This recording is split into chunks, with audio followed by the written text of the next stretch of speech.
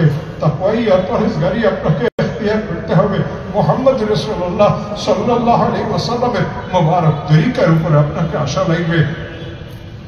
নির্দিষ্ট সময়ের পরে জান্নাতীদের যখন একটু হুঁশ ফিরিয়ে আসবে, মওলা আবার জান্নাতীদের সাথে কথা বলবেন, ও জান্নাতীরা, যেই সমস্ত নিয়ামতের ওয়াদা তোমাদের সাথে করা হয়েছিল সবকিছু কি সঠিক পেয়েছ? জান্নাতীরা একসাথে চিৎকার করিয়ে বলবে, আল্লাহ সব পেয়েছি, সব পেয়েছি, সব পেয়েছি, কোনো কিছুর অভাব।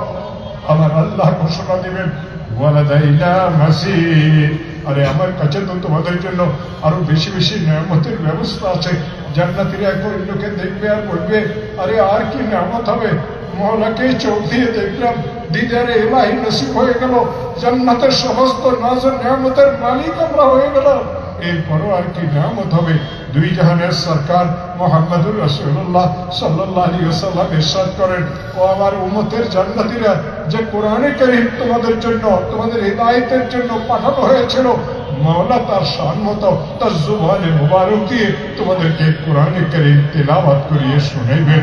আমার প্রিয় ভাইরা, মওলাই কারীম যখন এই কোরআনে কারীমের তেলাওয়াত শুনাইবেন, সুরের মূর্ছনা যখন শুরু হবে, জান্নাতীরা চিৎকার মারিয়ে মারিয়ে বেহুশ হয়ে যাবে।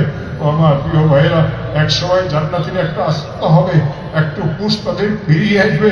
আমার মওলা আবার জিজ্ঞাসা করবেন, ও জান্নাতীরা, যেই সমস্ত নিয়ামতের ওয়াদা করা হয়েছিল সবকিছু কি সঠিক পেয়েছ? জান্নাতীরা চিৎকার করিয়ে কাঁদিয়ে কাঁদিয়ে বলবে, আল্লাহ সব পেয়েছি, আর কোনো কিছুর আশা নাই, আর কোনো কিছু পাওয়া আমাদের আশা নাই।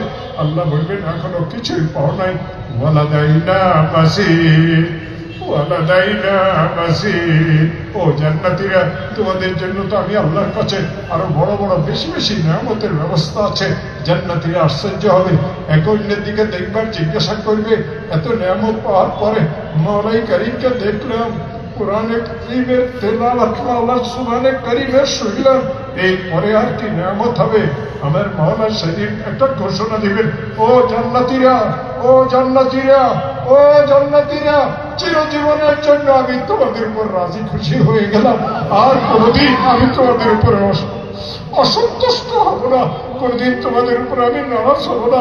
কোরআনে কারীমে আমার আল্লাহ বলেছেন, ওয়ারিদওয়ানুল্লাহি হুয়াল আকবার, ওয়ারিদওয়ানুল্লাহি হুয়াল আকবার। আল্লাহ জান্নাতীদেরকে যত নিয়ামত দান করবে, সবচেয়ে বড় নিয়ামত হচ্ছে, সবচেয়ে বড় নিয়ামত হচ্ছে আল্লাহ সেদিন তার রিজামন্দির ঘোষণা দিবেন। আল্লাহ বলবেন, ও জান্নাতীরা, চিরদিনের জন্য আমি তোমাদের উপর রাজি আর খুশি হয়ে গেলাম, আমি আর কোনোদিন তোমাদের উপর অসন্তুষ্ট হব না। ও আমার প্রিয় ভাইয়েরা, অথচ এই কথা বলতেছিলেন, ও আমার প্রিয় ভাইয়েরা, এই চারটা কাজ যদি করো তো আল্লাহর মাইয়ত তোমাদের নসিব হবে। ও আমার প্রিয় ভাইয়েরা, আল্লাহ ওলি যারা আছেন, যারা বছরকে বছর সাধনা করেন, মওলাই কারীমের দরবারে কাঁদতে থাকেন, রাতের পর রাত জাগ্রত থাকেন, কেন থাকেন? আল্লাহর মাইয়ত যেন আল্লাহ তাআলা তাদেরকে দান করেন। আর আল্লাহ যখন কেউকে তার মাইয়ত দান করেন, আল্লাহ তাআলার সাথে কারো যখন কঠিন সম্পর্ক হয়, তার আলামত কি জানেন? তরিকত মে ওহি কামিল, শিকস্তা দিল জিসে হাসিল, বহুত মিলতা খুদা তালিব, শিকস্তা দিল নেহি মিলতা। আল্লাহর পথে সত্যিকারের পথিক তারা, যাদের মনটা সবসময় ভাঙ্গা থাকে, হৃদয়ের মধ্যে সবসময় কম্পন থাকে, চোখের মধ্যে সবসময় পানি থাকে, আল্লাহর আযাবের ভয়ে কম্পমান থাকে, জান্নাতের আশায় সবসময় এই দিকে উন্মুখ হয়ে থাকে। ও আমার প্রিয় ভাইয়েরা, তরিকত মে ওহি কামিল, শিকস্তা দিল জিসে হাসিল, বহুত মিলতা খুদা তালিব, শিকস্তা দিল নেহি মিলতা। আল্লাহর তালিব অনেক আছে, আল্লাহকে অনেকে চায়, আল্লাহর জন্য অনেকে ছুটাছুটিও করে। তিনি বলেন, তরিকত মে ওহি কামিল, শিকস্তা দিল জিসে হাসিল, বহুত মিলতা খুদা তালিব, শিকস্তা দিল নেহি মিলতা। ভাঙ্গা হৃদয়ের মানুষ নাই। ও আমার প্রিয় ভাইয়েরা, রসুলের জীবনীকে দেখেন, আল্লাহ রসুল সারা রাত্র দাঁড়াই থাকতেন মওলার দরবারে, অর্ধেক রাত্রিও থাকতেন, অর্ধেক রাত্রির থেকেও বেশি সময় দাঁড়াই থাকতেন, অর্ধেক রাত্রির থেকেও কম সময়ও দাঁড়াই থাকতেন। যখন সূরা মুজাম্মিল নাযিল হলো, ইয়া আইয়ুহাল মুজাম্মিলু কুমিল লাইলা ইল্লা কালিলা নিসফাহু ওয়া বিনকুস মিনহু কালিলা আও জিদ আলাইহি ওয়া রাত্তিলিল কুরআনা তারতিলা ইন্না সানুলকি আলাইকা কাওলান সাকিলা ইন্না নাশিয়াতাল লাইলি হিয়া আশাদ্দু ওয়াতওয়ান ওয়া আকওয়ামু কিলা ইন্না লাকা ফিন নাহারি সাবহান তাবিলা ওয়াসকুর ইসমা রাব্বিকা ওয়া তাবাত্তাল ইলাইহি তাবতিলা। সূরা মুসাম্মিল নাযিল হওয়ার পরে রাসূল রাত্রির জাগ্রত থাকাকে বাড়াই দিলেন। একদিনের ঘটনা হাদিসে পাকে আছে, রাসূল সূরা ফাতিহা পড়লেন প্রথম রাকাতে। কোরআনে কারীমের একটা আয়াত রাসূলের সামনে আসলো, রাসূল সেই আয়াতের তেলাওয়াত শুরু করলেন। সারা রাত্র আল্লাহর রাসূল ওই আয়াতকে তেলাওয়াত করতে করতে রাত্র শেষ হয়ে গেল। বিসমিল্লাহির রহমানির রহিম। ইন তুআযিবহুম ফাইন্নাহুম ইবাদুক ওয়া ইন তাগফির লাহুম ফাইন্নাকা আনতাল আজিজুল হাকীম। ও আমার আল্লাহ, আমার উম্মতদেরকে যদি তুমি আযাব দাও তোমার কি লাভ হবে? তারা তো তোমার বান্দা। ইন তুআযিবহুম ফাইন্নাহুম ইবাদুক, তারা তো তোমার বান্দা। মুনিবের হক আছে, মালিকের হক আছে, এই অধিকার আছে তার কৃতদাসকে, তার গোলামকে, তার চাকরকে সাজা দেওয়ার। আমার আল্লাহ, তুমি যদি মেহেরবানি করে আমার উম্মতকে মাফ করে দাও, ওয়াইন তাগফির লাহুম ফাইন্নাকা আনতাল আজিজুল হাকীম। যে রাসূল আমার আপনার জন্য সারা রাত্র কাঁদলেন, ও আমার প্রিয় ভাইরা, জীবনের একটা রাত্র কি সে রাসূলের জন্য আমাদের কান্না এসেছে? এ তো দুনিয়ার অবস্থা ছিল, হায়াতের সময়ের অবস্থা ছিল। ইন তুআযিবহুম ফাইন্নাহুম ইবাদুক ওয়া ইন তাগফির লাহুম ফাইন্নাকা আনতাল আজিজুল হাকীম। ইন্তেকাল যখন হচ্ছিল, রাসূল যখন দুনিয়া থেকে যাচ্ছিলেন, সাইয়্যিদুনা আলী রাদিয়াল্লাহু তাআলা ইরশাদ করেন, আমি দেখলাম রাসূলের দুই ঠোঁট মোবারক নড়তেছে অস্পষ্ট স্বরে। রাসূল যেন কোনো কিছু বলিয়ে দেওয়া চাচ্ছিলেন। আমি আমার কানকে নিয়ে আল্লাহ রাসূলের জবানে মোবারকের কাছে নিলাম। আল্লাহ রাসূল প্রথম কথা বলতেছিলেন, ইত্তাকু ফিস সালাত, ইত্তাকু ফিস সালাত। ও আমার উম্মতেরা, আমি তো চিরদিনের জন্য তোমাদেরকে ছাড়িয়ে চলে যাচ্ছি, অনেকদিন আর তোমাদের সাথে আমার দেখা হবে না। ও আমার উম্মতেরা, নামাজের ব্যাপারে আল্লাহকে ভয় করিও, নামাজের ব্যাপারে আল্লাহকে ভয় করিও। ইত্তাকু ফিস সালাত, ইত্তাকু ফিস সালাত। এরপরে আল্লাহ রাসূল বলতেছিলেন, ইত্তাকু ফিল ইবাদ, অধীনস্থদের ব্যাপারে আল্লাহকে ভয় করিও, অধীনস্থদের ব্যাপারে আল্লাহকে ভয় করিও। ও আমার প্রিয় ভাইয়েরা, রাসূল তো আমাদেরকে এই কথা বলিয়ে গেছেন মৃত্যুর পূর্ব মুহূর্তে, অধীনস্থদের ব্যাপারে আল্লাহকে ভয় করিও। তবে কেন আমরা আমাদের স্ত্রীদের সঙ্গে আমরা সুন্দর ব্যবহার করি না? তবে কেন আমরা সন্তান সন্ততিদের সাথে সুন্দর ব্যবহার করি না? তবে কেন আমরা সাধারণ মুসলমানদের সাথে সুন্দর ব্যবহার করি না? আল্লাহ তো আমাদেরকে নির্দেশ দিয়েছেন, ওয়াল কাযিমিনাল গায়যা ওয়াল আফিনা আনিন নাস। গোস্বাকে হজম করো, মানুষদেরকে ক্ষমা করো, গোস্বাকে হজম করো, মানুষদেরকে ক্ষমা করো। আল্লাহর কথা আমরা ঠিক মতো মানি না, রাসূলের কথা আমরা ঠিক মতো মানি না। আমার প্রিয় ভাইরা, যে বান্দাদের সম্পর্কে আল্লাহকে ভয় করে, বাপ মারা যাওয়ার পরে সে কেন বোনদের হককে আদায় করে না? ও আমার প্রিয় ভাইরা, কেন স্ত্রীদের হককে আদায় করে না? এই কথা কি আমরা জানি না? এই কথা কি আমরা শুনি নাই? ওয়াশিরুহুন্না বিল মারুফ, ওয়াশিরুহুন্না বিল মারুফ। ও পুরুষ জাতি, মহিলাদের সাথে সুন্দর ব্যবহার করিও। মহিলারা তোমাদের মা, মহিলাদের তোমার খালা, মহিলারা তোমাদের ফুফু, মহিলারা তোমাদের শাশুড়ি, মহিলা তোমাদের বিবি, মহিলারা তোমাদের মেয়ে। এমন কোন সম্পর্ক আছে একজন মহিলার সাথে যেই সম্পর্কের সাথে কেউ খারাপ আর গাদ্দারি করতে পারে? আমার প্রিয় ভাইরা, রাসূল ইন্তেকালের পূর্ব মুহূর্তে বলে গেছেন, প্রত্যেকেই ইত্তাকু ফিল ইবাদ, ইত্তাকু ফিল ইবাদ। অধীনস্থদের ব্যাপারে আল্লাহকে ভয় করিও। রিকশাওয়ালার ভাড়া আপনি কেন কম দেন? অটোওয়ালার ভাড়া আপনি কেন কম দেন? আপনার কি একটু লজ্জা লাগে না? আল্লাহ যদি আপনাকে রিক্সা চালাইতে লাগাই দিতেন, আপনি কি আপনার পেটটাকে পাইতে পারতেন? আল্লাহ যদি আপনাকে মাটি কাটাতে লাগাই দিতেন, আল্লাহ যদি আপনাকে ঢালাই কড়াই 5 তলাতে উঠাইতে লাগাই দিতেন, আপনি কি করতে পারতেন? আল্লাহ আপনার উপরে দয়া করেছেন, আল্লাহ আপনার উপরে মেহেরবানি করেছেন, আল্লাহ আপনার উপরে অনুগ্রহ করেছেন। এই জন্যই আল্লাহ আপনাকে এই হুকুম দিচ্ছেন, ওয়াল কাযিমিনাল গায়যা ওয়াল আফিনা আনিন নাস। গোস্বাকে হজম করো, মানুষদেরকে মাফ করো। আজ আমরা গোস্বাকে হজম করি না। সমস্ত মামলা মকদ্দমার উৎস এখানে, একে অন্যকে হজম করে না।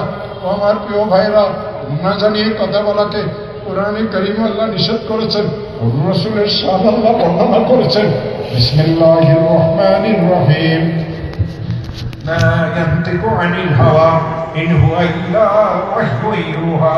রাসূল তো পুরো জীবনে নিজের মনের থেকে কোনো কথা বলেন নাই। কোরআনে কারীমের ওহী আসমান থেকে এসেছে, ওহীর কথা অনুসরণ করে রাসূল বলেছেন।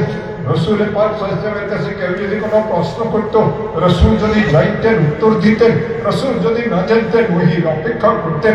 আসমান থেকে ওহী আসতো, প্রশ্নকারীকে রাসূল ডাকি উত্তর দিতেন। একাধিক ঘটনা হাদিস শরীফের মধ্যে আছে, রাসূল পাক সাল্লাল্লাহু আলাইহি ওয়াসাল্লাম উত্তরদাতাকে উত্তর দেন নাই।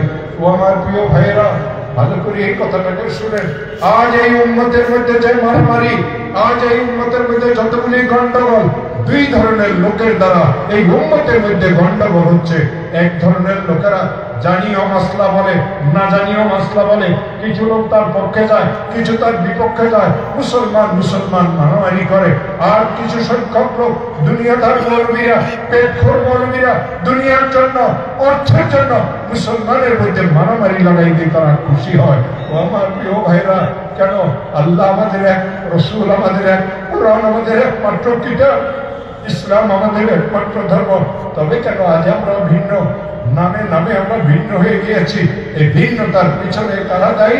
ওয়াহাল্লাফ সাদাদ্দিন ইল্লাল মুলুক ওয়া উলামাউ সুইন ওয়া রুহবানুহা। মুসলিম শরীফ খোলেন, মুসলিম শরীফের মুকদ্দমাতে এই কথা লেখা আছে, আব্দুল্লাহ ইবনে মুবারক রাহমাতুল্লাহির কথা, ওয়াহাল্লাফ সাদাদ্দিন ইল্লাল মুলুক। যখনই কেউ ক্ষমতাতে আসে, ইসলামকে তারা ক্ষমতার জন্য অপব্যবহার করে, ইসলামকে সামনে রাখিয়ে ইসলামের বিভিন্ন ধরনের ক্ষতির কারণ করা হয়। তাদের দ্বারা কোনদিন ইসলামের উপকার হয় না। তাদের পজিটিভ ক্যারেক্টার হবে আগে, এরপরে ইসলামের কথা তারা চিন্তা করে। কিছু সংখ্যক দুনিয়াদার মৌলবী থাকে যারা ইসলামের দুনিয়াকে নিয়ে বিজ্ঞানের অপচেষ্টা করে। ও আমার প্রিয় ভাইয়েরা, কিছু ভণ্ড পীর ফকিররা থাকে যারা পেট পালার জন্য, নিজেদের দরবারি করার জন্য এই উম্মতকে নিয়ে হাসি ঠাট্টা করে, ইসলাম আর মুসলমানদেরকে নিয়ে রক্তের হুলি খেলে। আর যত জায়গাতে মুসলমানদের মধ্যে ইফতিরা, আর যত জায়গাতে মুসলমানদের মধ্যে ভিন্নতা, এই ভিন্নতার পিছনে তিন ধরনের লোকেরা দায়ী। ও আমার প্রিয় ভাইরা, ইসলাম রাজনীতির অনুমতি দেয়, মারামারির অনুমতি দেয় না। ইসলাম সব ধরনের ভালো জিনিসের অনুমতি দেয়, আপসে হিংসা বিদ্বেষের অনুমতি ইসলাম দেয় না। ইসলাম সত্যের অর্থ শান্তির ধর্ম, অশান্তির যা কিছু আছে তার সাথে ইসলামের মৌলিক কোনো সম্পর্ক নাই। আমার প্রিয় ভাইরা, আজ ইসলাম আমাদের আছে, ইসলাম আর মুসলমানের আমরা দাবি করি, তবে কি সত্যি আমরা খাঁটি মুসলমান হিসাবে চলি? রাসূল পাক সাল্লাল্লাহু আলাইহি ওয়াসাল্লাম মসজিদে নববীতে বসা ছিলেন, আল্লাহ রাসূল বয়ান করতেছেন সাহাবীদেরকে, অথবা কোন সাহাবী জিজ্ঞাসা করেছিলেন, ইয়া রাসূলুল্লাহ, ইসলাম কাকে বলে? ইসলাম কাকে বলে? দ্বীন কাকে বলে? قال رسول الله صلى الله عليه وسلم الدين النصيحة। দ্বীন বলে খাহি করাকে, দ্বীন বলে আরেকজনের উপকার করাকে। সাহাবারা জিজ্ঞাসা করলেন, কুলনা লিমান ইয়া রাসূলুল্লাহ, হে আল্লাহর রাসূল, কার সাথে খাহি করার নাম দ্বীন? আল্লাহ রাসূল সাল্লাল্লাহু আলাইহি ওয়াসাল্লাম উত্তর দিলেন, ক্বালা লিল্লাহি ওয়া লিকিতাবিহি ওয়া লিরাসূলিহি ওয়া লিআইম্মাতিল মুসলিমিন ওয়া আম্মাতিহিম। ক্বালা লিল্লাহ, ক্বালা লিল্লাহ, আল্লাহর সাথে খাহি করার নাম দ্বীন। আপনি আল্লাহর কি খাহি করবেন? মুহাদ্দিসিন লিখেছেন, আল্লাহর সাথে খাহি করা মানে আল্লাহর হককে আদায় করা। ও মুসলমানেরা, আল্লাহর হক কেবল তিনটা, আল্লাহর হক কেবল তিনটা, আল্লাহর হক কেবল তিনটা। আল্লাহ তাআলার প্রথম হক শিরিকবিহীন ঈমান, আল্লাহ তাআলার দুই নম্বর হক মাওলাই করিমের হুকুমগুলিকে মানা, আল্লাহ তাআলার তিন নম্বর হক মাওলাই করিমের বেশি বেশি জিকির করা। এরপরে আল্লাহ রাসূল বললেন, ওয়ালি কিতাবিহি, আল্লাহর কিতাব কোরআনে কারীমের সাথে খাহি করা। আপনি কোরআনের কি খাহি করবেন? একটা অক্ষর কোরআনের পড়বেন, 10টা নেকি আপনার মিলবে। আমার প্রিয় ভাইরা, সারা দুনিয়ার সমস্ত মুসলমান যদি কোরআনে কারীমের তেলাওয়াতকে ছাড়িয়ে দেয়, কোরআনের কি কোনো গুনাহ হবে? ওয়ালা লিল্লাহি ওয়া লিকিতাবিহি মুহাদ্দিসিন লিখেছেন কোরআনে কারীমের হক কেবল 5টা। নিজেকে জিজ্ঞাসা করবেন এই 5টা হক আপনি আদায় করতেছেন কিনা।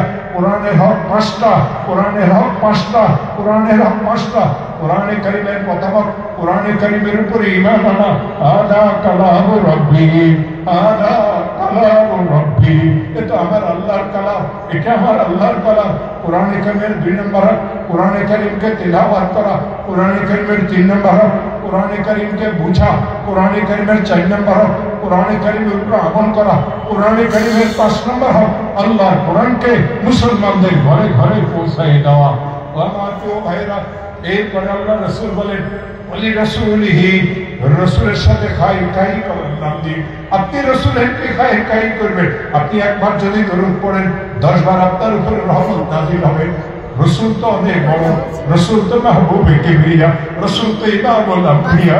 আপনি রসুলের কি উপকার করবেন, কি খায়ের খাই করবেন। মুহাদ্দিসিন লিখেছেন ও রাসূলের হককে আদায় করা মানে রাসূলের সাথে খায়ের খাই করা।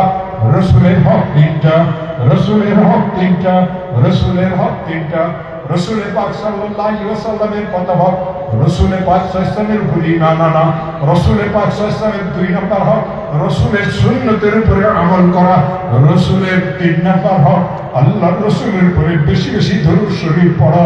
আমার প্রিয় ভাইরা, যেই লোকটা রসুলের উপরে বেশি দরুদ পড়বে মৃত্যু পর্যন্ত সে অন্ধ হবে না। যে রসুলের উপরে বেশি দরুদ শরীফ পড়বে মৃত্যু পর্যন্ত রিজিকের কষ্ট করবে না। যেই লোকটা রসুলের উপরে বেশি দরুদ শরীফ পড়বে সে রিজিকেরও কষ্ট করবে না, ঋণগ্রস্ত হবে না, মহাদুরারোগ্য ব্যতীতও সে পড়বে না। ও আমার প্রিয় ভাইরা, যখনই কোনো বিপদ আসবে রসুলের উপরে দরুদের বরকতে আল্লাহ তাকে কুদরতের দ্বারা হেফাজত করবেন।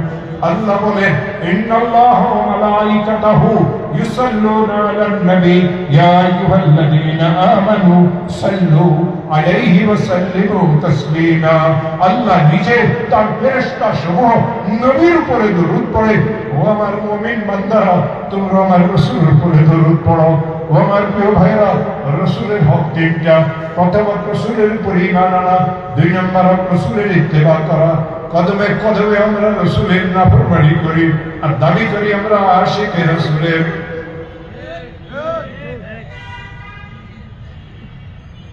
তাসির রাসূলা ওয়া আনতা তুযহিরু হুব্বাহু, তাসির রাসূলা ওয়া আনতা তুযহিরু হুব্বাহু হাদা লাউমরি ফিল ফিআল বাদিউ। শেষে গিয়ে বলা হয়েছে লিআন্নাল মুহিব্বা লিমান ইউহিব্বু মুতিউ। কদমে কদমে তুমি রাসূলের নাফরমানি করো, তোমার মাথার চুল রাসূলের চুলের মতো না, তোমার মুখের দাড়ি রাসূলের দাড়ির মতো না, তোমার জবানের কথাবার্তা রাসূলের কথাবার্তার মতো না, তোমার হাতের ব্যবহার পায়ের ব্যবহার রাসূলের ব্যবহারের মতো না। মানুষদের সাথে তুমি রাসূলের মতো ভালো ব্যবহার করো না।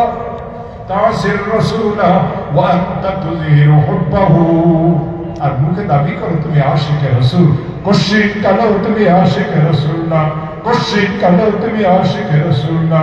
এটা আমার জীবনের কসম, অতি আশ্চর্যজনক একটা কথা।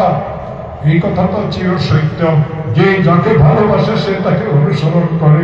তুমি মুখে যদি দাবি করো তুমি রাসূলকে ভালোবাসো, তুমি তোমার এই দাবিতে মিথ্যা বলো, দাবি করো, কখনো তুমি রাসূলের আশিক না।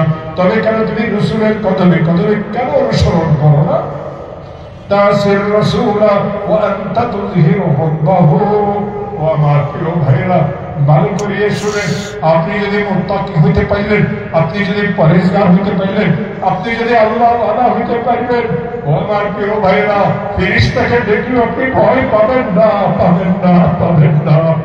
কিতাব খুলে দেখেন, আবু হাসন নামে আল্লাহর এক ওলি ছিলেন। আমাদের বড় মাদ্রাসার ভিতরে একটা কিতাব পড়ানো হয় আকায়েদ আন-নাসাফি। এই কিতাবের ভাষ্যকার ব্যাখ্যাকার যিনি ছিলেন আবু হাসন ওমর, ওনার নাম ছিল। একবার ওনার ইন্তেকাল হয়ে গেল। ইন্তেকাল তো মানুষের একবারই হয়। লোকেরা জানাজার পরেই তাকে দাফন করিয়ে দিল। রাত্রিবেলাতে তার একজন কাছের মুহাদ্দিস ছাত্র স্বপ্নে দেখে জিজ্ঞাসা করে, উস্তাদজি, আল্লাহ আপনার সাথে কি ব্যবহার করেছেন? হযরত আবু হাসন বলেন, তোমরা যখন আমাকে কবর রাখি চলিয়ে গেলাম, কিছুক্ষণ পরে 2 জন রুক্ষ চেহারাওয়ালা ফেরেশতা আমার কবরে আসলো। কঠিন ভাবে আমাকে 3টা প্রশ্ন করল। ফেরেশতাদের প্রশ্ন করা শেষ হইল, আমি ফেরেশতাদেরকে বললাম, এই ফেরেশতারা, তোদের প্রশ্নের উত্তর আমি গদ্যের দ্বারা দেব না পদ্যের দ্বারা দেব? ফেরেশতারা আশ্চর্য হয়ে বলে, এ কেমন মুর্দার কবরে আসি ভয়ে অস্থির হয়ে যায়, এ তো গদ্য আর পদ্যের কথা বলে, কবিতার সাধারণ কথার কথা বলে। ফেরেশতারা বলে যে সবাই তো সাধারণ কথার দ্বারা উত্তর দেয়, তুমি কবিতার দ্বারা উত্তর দাও, দেখি কেমন কবিতা তুমি জানো। ফেরেশতারা আমাকে জিজ্ঞাসা করে, মান রব্বুকা? আমি ফেরেশতাদেরকে উত্তর দিলাম, রব্বি আল্লাহু রব্বি আল্লাহু লা ইলাহা সিওয়াহু। আমার রব তো আমার আল্লাহ, আমার রব তো আমার আল্লাহ। ও মুসলমান, আল্লাহ যদি আমাদের রব হয় তো কাকে আমরা ভয় করবো আল্লাহ ছাড়া? রব্বি আল্লাহু লা ইলাহা সিওয়াহু। রব তো আমার আল্লাহ, আল্লাহ ছাড়া কে রব হইতেই পারে না। ফেরেশতারা আমাকে জিজ্ঞাসা করে, ও আমার নবী হুকা? তোমার নবীকে? আমি কবিতার দ্বিতীয় লাইনের দ্বারা উত্তর দিলাম, ওয়া নবিয়্যি মুহাম্মাদুন মুস্তাফাহু, ওয়া নবিয়্যি মুহাম্মাদুন মুস্তাফাহু, মুস্তাফাহু মুস্তাফাহু। আমি বললাম, ও ফেরেশতারা, আমার নবী তো হযরত মুহাম্মদ সাল্লাল্লাহু আলাইহি ওয়াসাল্লাম, তোরা কি জানোস তিনি কে? মুস্তাফাহু, আল্লাহর পক্ষ থেকে সর্বশ্রেষ্ঠ নির্বাচিত ব্যক্তিত্ব, আল্লাহর পক্ষ থেকে সবচেয়ে বেশি পছন্দকৃত ব্যক্তিত্ব। মুস্তাফাহু মুস্তাফাহু ইমামুল আম্বিয়া, মাহবুবে কিবরিয়া, খাতিমুল আম্বিয়া, ওয়া নবিয়্যি মুহাম্মাদুন মুস্তাফাহু মুস্তাফাহু মুস্তাফাহু। যাকে আল্লাহ পছন্দ করেছেন, যাকে আল্লাহ সম্মান দিয়েছেন। ও ফেরেশতারা, তোরা জানো আমার নবীকে? মুস্তাফাহু মুস্তাফাহু। এই সাতবক আসমান জমিনকে এক পাল্লাতে রাখিয়ে দে, আরশ কুরসিকেও সেই পাল্লাতে রাখিয়ে দে, সমস্ত নবী রাসূলদেরকেও সেই পাল্লাতে রাখিয়ে দে, সমস্ত মুমিনদেরকেও সেই পাল্লাতে রাখিয়ে দে। আর এই পাল্লাতে আমার মাহবুব নবীকে রাখিয়ে দে, আমার নবীর পাল্লা ভারী হয়ে যাবে। মুস্তাফাহু মুস্তাফাহু মুস্তাফাহু। এত বড় নবীর সাথে কেন আজ আমাদের সম্পর্ক নাই?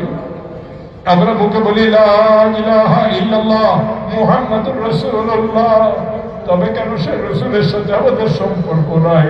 ও আমার প্রিয় ভাইয়েরা, ফেরেশতারা আমাকে জিজ্ঞাসা করে, ওয়া মা দীনুকা? তোমার ধর্ম কি? আমার কান্না আসিয়া গেল। আমি ফেরেশতাদেরকে কাঁদিয়ে কাঁদিয়ে বললাম, ওয়া দীনি আল ইসলাম ওয়া ফি'লি যামীম। ও ফেরেশতারা, ধর্ম তো আমার ইসলাম, ইসলামের কিছু নিয়ে আমি কবরে আসতে পারি নাই।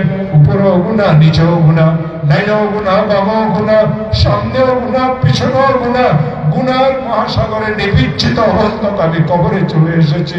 ও ফেরেশতারা, তোমাদের মাধ্যমে মাওলাই কারীমের কাছে আমার দুইটা ভিক্ষা চাওয়া আছে।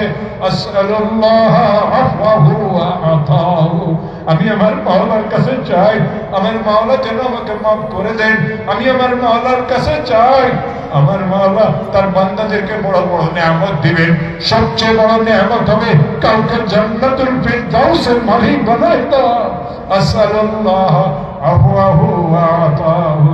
আমি আমার মাওলার কাছে চাই, আমার মাওলা যেন আমাকে জান্নাতুল ফিরদাউসের মালিক বানাই দেন। হযরত আবু হাফস ওমর বলেন, আমার এই চারটা কবিতা শেষ হইল, রব্বি আল্লাহু লা ইলাহা সিওয়াহু ওয়া নবিয়্যি মুহাম্মাদুন মুস্তাফাহু ওয়া দীনি আল ইসলাম ওয়া ফি'লি যামীম। আসআলুল্লাহ আফওয়াহু ওয়া আতাহু। আমি দেখলাম আমার চোখের দৃষ্টি যতটুকু, চারিদিকে আমার কবর অতটুকু প্রশস্ত হয়ে গেল। জান্নাত থেকে জান্নাতের খুশবু আর জান্নাতের বাতাস আমার কবরে আসা শুরু হইল। অনেক উলামায়ে কেরাম আছেন, আদবের সাথে বলি, কেউ জিজ্ঞাসা করতে পারেন, হুজুর এই কবিতা কোথায় থেকে পাইলেন? একটা কিতাব আছে আহওয়ালুল মুসান্নিফিন, মাওলানা হানিফ গাঙ্গুহি এই কিতাব লিখেছেন। আমাদের সাথী ছিলেন দেওবন্দে, উনি মুসান্নিফিনদের একটা জীবনী সংকলিত একটা বড় কিতাব লিখেছেন, যেখানে আবু হাফস ওমরের আলোচনা আছে। একেবারে পৃষ্ঠার শেষ অংশে চারটা কবিতা লেখা আছে, খুলিয়ে দেখিয়েন। ও আমার প্রিয় ভাইয়েরা, শেষ কথা ভুলিয়ে যায়, আদবকে হাত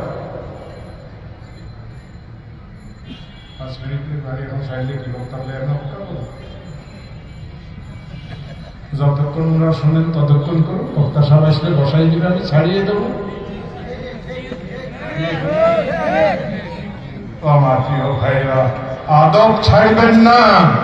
নবীর আদব, ইসলামের আদব, সাহাবাদের আদব, ওলামায়ে হক্কানি রব্বানীদের আদব, যারা আদব ছাড়ে আল্লাহর কাছে তাদের কোনো মূল্য নাই। মান ওয়াসালা ওয়াসালা বিল্লাদাবি ওয়া মান হারুমা হারুমা বিতারকিল লাদাবি। অদ্ভুত এক ঘটনা কিতাবের মধ্যে আছে। রাসূল করিম সাল্লাল্লাহু আলাইহি ওয়াসাল্লামের একজন কাছের আত্মীয় ছিলেন। মহিলা মানুষ, পুরুষেরা কেউ ছিলেন না, সবাই আল্লাহর রাস্তাতে শহীদ হয়ে গিয়েছেন। এই মহিলার ছোট ছোট কয়েকটা বাচ্চা ছিল। মদিনার উপকণ্ঠে একটা ঝুপড়ি ঘরে থাকতেন। রাসূলের আওলাদ যারা হয় তারা ফিতরা খেতে পারে না, মান্নাত খেতে পারে না, যাকাত খেতে পারে না। রাসূল এই বিধান তাদের জন্য করিয়ে দিয়ে গেছেন, তাদের অনেক কষ্ট হয়। এই মহিলা চিন্তা করলেন, আমি কোন ধনী মুসলমান দেশে চলে যাব, কেউ যদি বাচ্চাগুলির ভরণ পোষণের ব্যবস্থা করে আমাদের অনেক উপকার হবে। এই মহিলা কষ্ট করে খোরাসান পর্যন্ত গেল। খোরাসানের একজন মুসলমান বড় ব্যবসায়ী গরিবদের অনেক সাহায্য করত। এই মহিলা তার কাছে গেল, নিজের দুঃখের কথা বলল, আমি তো রাসূলের খানদানের একজন মহিলা, এই বাচ্চাগুলির কেউ কাফালত করার মতো নেই, আল্লাহ তোমাকে অনেক দিয়েছে, এই বাচ্চাগুলি বড় হওয়া পর্যন্ত তুমি যদি তাদের ব্যবস্থা করিয়ে দাও আমি অনেক খুশি হব, আমাদের অনেক উপকার হবে। এই মুসলমান কি মনে করিয়ে বলি উঠল, সারাদিন তো লোকেরা আমাদের কাছে সাহায্যের জন্য আসি বলে আমি অমুকের অমুক, আমি তমুকের তমুক, বিভিন্ন পরিচয় দিয়ে আসে। তুমি যে মুহাম্মদ রাসূলুল্লাহর খানদানের, তার পরিচয় আমাকে দাও।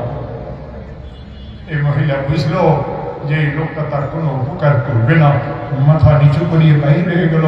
সেই শহরে একজন মৌজুসি ছিল, আমি মৌজুসির অনুবাদ এখন করবো না। এই মহিলা সেই ঘর পর্যন্ত বসলো।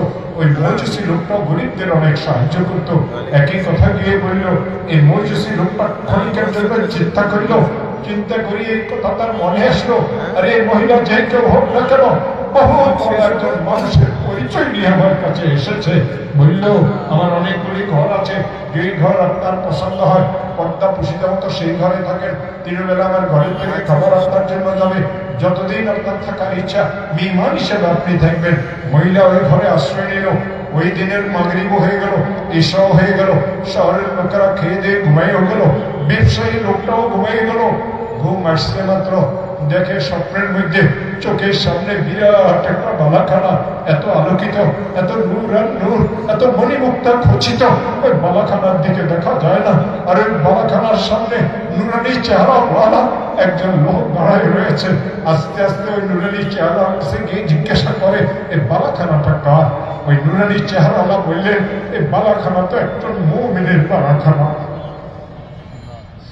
এই লোকটা বলে, আমি হয়তো একজন মুমিন, আমাকে বালাখানার ভিতরে একটু প্রবেশ করার অনুমতি দেন।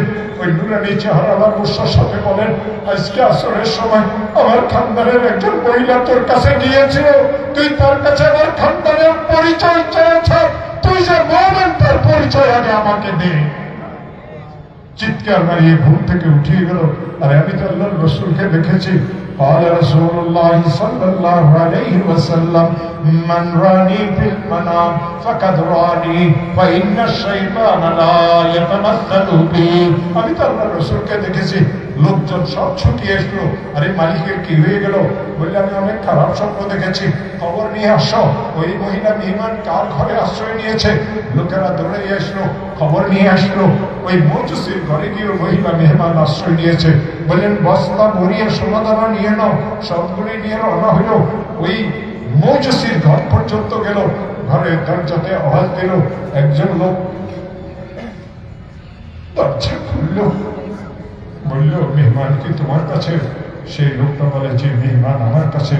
বললেন, যা চাও তা নাও, যে পরিমাণ চাও সে পরিমাণ নাও, ওই মেহমান আমাকে দিয়ে দাও। ওই লোকটা বলে, কিছুক্ষণ আগে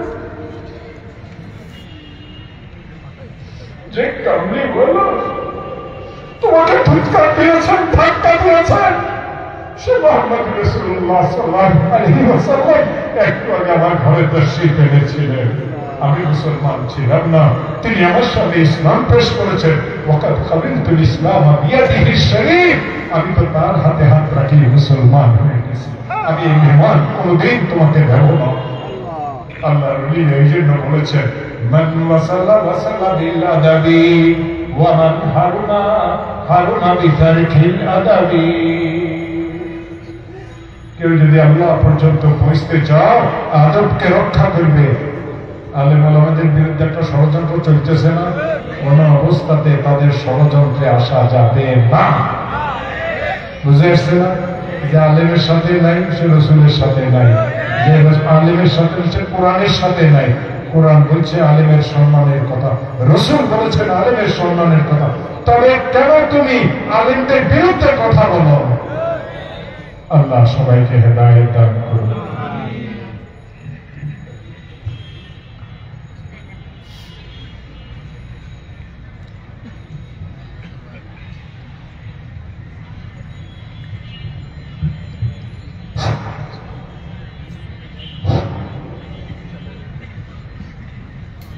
আলহামদুলিল্লাহ, খুবই গুরুত্বপূর্ণ আলোচনা চলতেছিল। আমাদের হযরত আমাদের জন্য যে নসিহত পেশ করেছেন এবং এ পর্যন্ত হযরত উলামা ইকরামের আলোচনা আমরা শুনতে আসছি। আল্লাহ তাআলা সকল আলোচনার উপরে আমাদেরকে আমল করার তৌফিক দান করুন।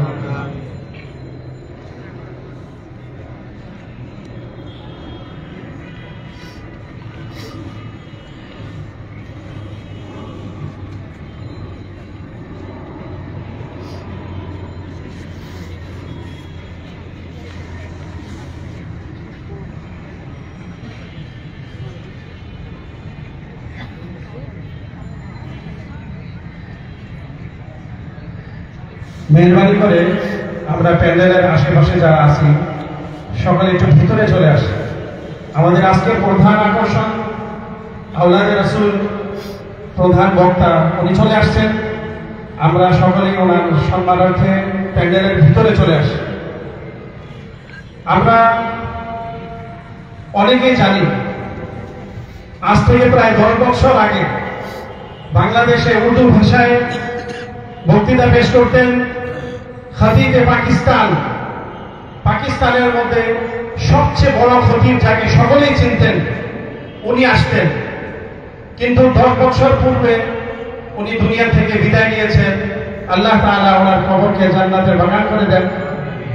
উনি এই 10 বছর পর থেকে বাংলাদেশে আর কোনো পাকিস্তানের খতিব আসতেছেন না।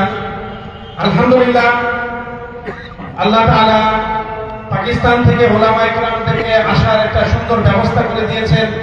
এই জন্য আমরা সকলে শুকরিয়া বলি আলহামদুলিল্লাহ। আমাদের সামনে উপস্থিত যে হযরত বসে আছেন, উনি আজ থেকে 19 বছর আগে বাংলাদেশে একবার এসেছিলেন। 19 বছর পর ইনি আবার এই বাংলাদেশে আসলেন। যিনি সেই খতিবে পাকিস্তান হযরত মাওলানা সৈয়দ আব্দুল মজিদ নদীম নওয়ারাল্লাহু মারকাদা, ওনার সুযোগ্য সন্তান, ওনার উত্তরসূরি। যাক আলহামদুলিল্লাহ, আমরা ওনাদেরকে পেয়েছি, এটা আমাদের জন্য খুবই সৌভাগ্যের বিষয়।